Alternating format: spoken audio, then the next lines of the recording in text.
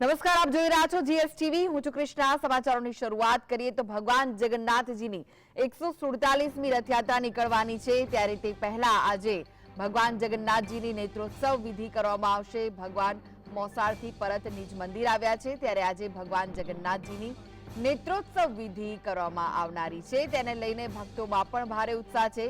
15 દિવસ મામાના ઘરે રહી આજે ભગવાન જગન્નાથજી મંદિરે પરત ફરવાના છે, ત્યારે ભક્તોમાં અનેરો ઉત્સાહ જોવા મળી રહ્યો છે. કારણ કે 15 દિવસ બાદ ભક્તો નિજ મંદિરમાં ભગવાન જગન્નાથજી, બહેન સુભદ્રાજી અને બલભદ્રજીના દર્શન કરી શકશે. પરંતુ નેત્રોત્સવ વિધિ દરમિયાન ભગવાન જગન્નાથજી અને તેમના બંને ભાઈ બહેનની આંખો પર પાટા બાંધવામાં આવશે. કારણ કે જે રીતે ભગવાન મામાના ઘરે ગયા હતા, 15 દિવસ રોકાણ કર્યું, ત્યાંની આગતા સ્વાગતા માણી અને જે તેમણે ત્યાં ભોજન ગ્રહણ કર્યું, તેમણે મીઠાઈઓ ખાધી, સાથે જ જાંબુ ખાધા, કેરી ખાધી, અને જેના કારણે ભગવાનની આંખો આવી ગઈ અને તેમની આંખોમાં ઠંડક પહોંચે તે માટે નેત્રોત્સવ વિધિ કરવામાં આવતી હોય છે.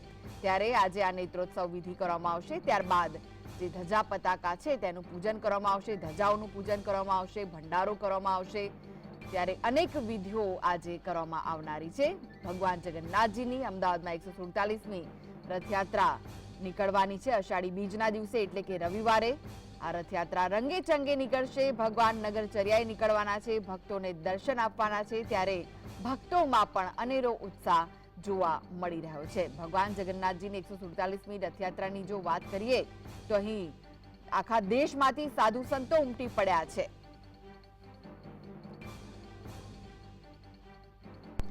તો મંદિર પરિસરમાં કેવો માહોલ છે, કારણ કે આજે નેત્રોત્સવ વિધિ થવાની છે, ત્યારે આ વિશે વધુ માહિતી માટે જોડાઈ ગયા છે નિજ મંદિરથી સંવાદદાતા ઝલક. આજે ભગવાન જગન્નાથજીની નેત્રોત્સવ વિધિ થશે.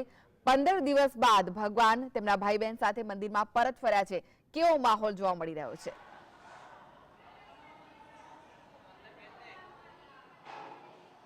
જી કૃષ્ણા, જે રવિવારે છે તે ભગવાન ભાઈ બહેન સાથે છે તે નગરચર્યાએ નીકળવાના છે, એટલે કે રથયાત્રા યોજાવાની છે.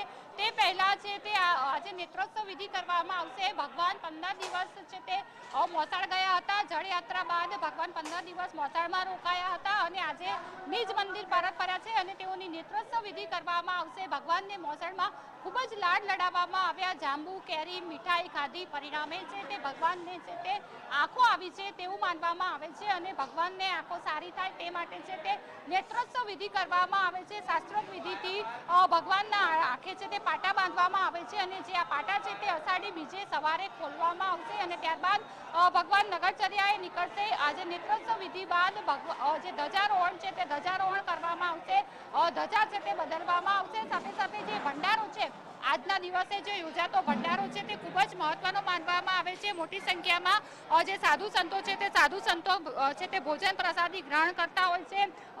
ભોજન પ્રસાદ ઉપરાંત તેઓને દક્ષિણા પણ આપવામાં આવતી હોય છે.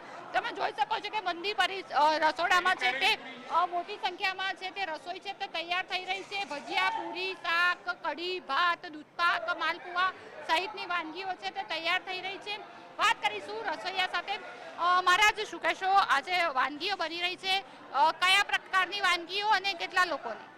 આજે આપણે 15થી 20,000 માણસનો ભંડારો છે. 15,000થી 20,000 માણસ. આજે દૂધપાક છે, માલપુડા છે, મિક્સ ભજીયા છે, પૂરી છે, ભાત છે, કઢી, પુલાવ છે, પાપડ છે. આ 15થી 20,000 માણસોને હરિભક્તોને જમણવાર આવે. કેટલા દિવસથી તમે આ તૈયારી કરતા હતા અને કેટલા લોકો છે રસોઈ બનાવવામાં જોડાયેલા છે, કારણ કે મોટી સંખ્યામાં જે રસોઈ છે તે તૈયાર થઈ રહી છે? અમે કાલે સવારથી 200થી 250 માણસ અહીંયા કામ ઉપર લાગેલા છે. અમે આ 2 દિવસથી આ કામ કરીએ છીએ સેવામાં. સર, ઘણા વર્ષોથી તમે અહીંયા પ્રસાદી બનાવવાનું કામ કરો છો. જગતના નાથની કૃપા કહી શકાય, શું કહેશો? અમે અહીંયા કેટલા વર્ષથી અહીં કામ કરો છો, કારણ કે જગતના નાથની તમારી પર કૃપા છે? અમે અહીંયા 15થી 20 વર્ષથી હું અહીંયા ભગવાનનો આ પ્રસાદ બનાવું છું. મારું નામ બહાદુરભાઈ છે, ગુરુ કૃપા કેટરિંગ, અમદાવાદ. તો તમે જોયું તે રીતે કે 15થી 20,000 જે લોકો છે તે લોકોની છે તે અહીંયા ભોજન પ્રસાદી છે તે બની રહી છે.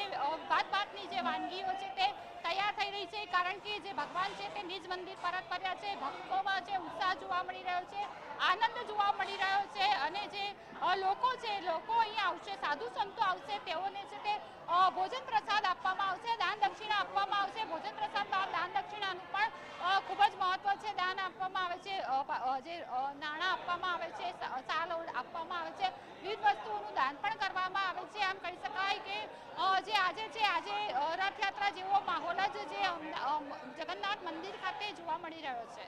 જી ઝલક, હાલમાં તો જગન્નાથજી મંદિરમાં ઉત્સાહનો માહોલ છે, કારણ કે આજે નેત્રોત્સવ વિધિ થવાની છે. સાથે તમે કહ્યું કે ધજા પતાકા પણ બદલવામાં આવશે, તેનું પૂજન કરવામાં આવશે અને ત્યારબાદ જે ભંડારો, જે સૌથી મહત્વનો માનવામાં આવતા હોય છે, કારણ કે કાળી રોટી ધોળી દાળનો આ ભંડારો હોય છે, માલપુઆ અને દૂધપાકનો આ ભંડારો હોય છે અને 15 થી 20,000 જેટલા સાધુ સંતો પણ જમવાના છે. ત્યાર પછીની શું વિધિ છે? સોનાવેશ ભગવાન ક્યારે ધારણ કરવાના છે?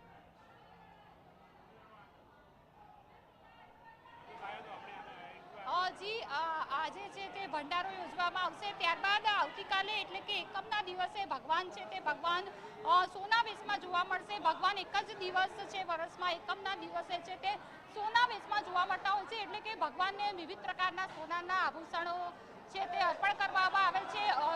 પીળા કલરનો સમગ્ર શણગાર છે તે કરવામાં આવે છે. કહી શકાય કે સોના જેવા સોનાવેશમાં જે ભગવાન છે તે ભક્તોને દર્શન આપતા હોય છે અને ત્યારબાદ છે તે ગજરાજોનું પૂજન કરવામાં આવે છે, કારણ કે જે ગજરાજ છે તે ગણેશનું પ્રતીક માનવામાં આવે છે. ગજરાજો છે તે હંમેશા રથયાત્રા હોય કે જળયાત્રા હોય, દરેક યાત્રાની આગેવાની કરતા હોય છે અને આથી આવતીકાલે સોનાવેશ બાદ ગજરાજ પૂજન થશે અને ત્યારબાદ ભગવાન જે રથોમાં આરૂઢ થઈને શહેરમાં નિકળચર્યાએ જશે તે રથોનું પણ પૂજન કરવામાં આવશે. આમ કહી શકાય કે ભગવાન આજથી જે નીર મંદિરે પરત ફર્યા છે ત્યારથી માંડીને જે રથયાત્રા પરત ફરશે ત્યાર સુધી વિવિધ પ્રકારના જે કાર્યક્રમો છે તે યોજવામાં આવશે અને મોટી સંખ્યામાં જે મંદિર પરિસરમાં ભક્તો સાધુ સંતો જોવા મળશે. જી ઝલક, આભાર સમગ્ર માહિતી આપવા માટે. તો હાલમાં ભગવાન જગન્નાથજીની નેત્રોત્સવ વિધિ કરવામાં આવશે. ભગવાન જગન્નાથજી તેમના ભાઈ બહેન સાથે નિજ મંદિરમાં પરત ફર્યા છે ત્યારે નેત્રોત્સવ વિધિ કરવામાં આવશે. ત્યારબાદ જે ધજા પતાકા છે તેનું પૂજન કરવામાં આવશે અને નવી ધજા આરોહણ કરવામાં આવશે. ત્યારબાદ ભંડારો કરવામાં આવશે અને આવતીકાલે ભગવાન જગન્નાથજી તેમના ભાઈ બહેન સાથે ભક્તોને સોનાવેશમાં દર્શન આપશે અને ત્યારબાદ જે ગજરાજો છે, જે આગેવાની કરતા હોય છે સમગ્ર રથયાત્રાની, તેમનું પણ પૂજન કરવામાં આવશે.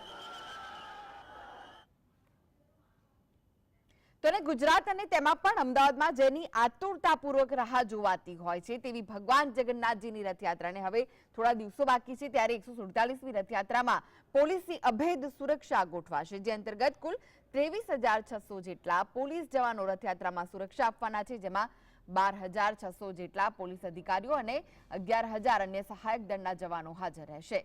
38 ટીએપી એસપી જવાનો પણ તૈનાત રહેશે. સાથે જ 89 એસપી અને ડીવાયએસપી રથયાત્રા દરમિયાન હાજર રહેવાના છે. 686 પીઆઈ અને 630 પીએસઆઈ રથયાત્રામાં હાજર રહેશે. ચેતક કમાન્ડોની ટુકડીની વાત કરીએ તો તે પણ આ રથયાત્રામાં સુરક્ષા પૂરી પાડશે.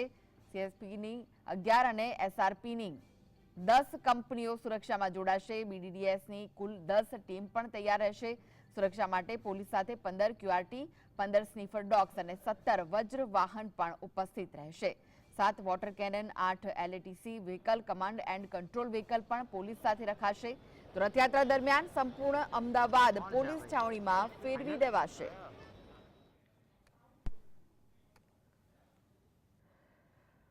જણાવવા માંગુ છું કે આ વખતે આપણે સીસીટીવી નો મેસિવ ઉપયોગ કરી રહ્યા છીએ.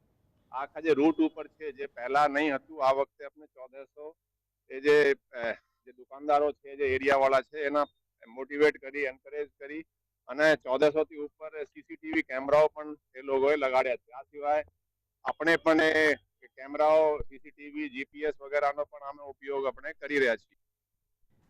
તો શાસ્ત્રોમાં ધજા પતાકાનું વિશેષ મહત્વ રહેલું છે. અમદાવાદમાં આવેલા પ્રસિદ્ધ જગન્નાથજી મંદિરમાં પચરંગી ધજા પતાકાનો ઉપયોગ કરવામાં આવે છે. મંદિરની ધજા 5 રંગની છે. આ સાથે જળ યાત્રા તેમજ રથયાત્રા વખતે 5 રંગની ધજા પતાકાનો સમાવેશ કરવામાં આવે છે. યાત્રામાં જોડાયેલા આગેવાનો ધજા પતાકા સાથે ચાલે છે. જગન્નાથજી મંદિરની ધજા પતાકા 5 રંગની છે, જેનું કારણ એ છે કે મંદિર રામાનંદ સંપ્રદાયનું તેમજ દિગંબર અખાડાનું છે. દિગંબર અખાડાના સિમ્બોલમાં 5 રંગની ધજા હોય છે અને આથી તેનો સિમ્બોલ મંદિરની ધજામાં લેવાયો છે. દર વર્ષે નેત્રોત્સવ વિધિ બાદ મંદિરના શિખર પર ધ્વજારોહણ કરવામાં આવે છે। શહેરના પ્રથમ નાગરિક વાજતે ગાજતે ધજા લઈને આવે છે। ધજાનું પૂજન કરી મંદિર પર નવી ધજા ચડાવવામાં આવે છે। ભગવાન મોસાળેથી પરત આવે છે તેની ખુશીમાં ધ્વજારોહણ કરવામાં આવે છે।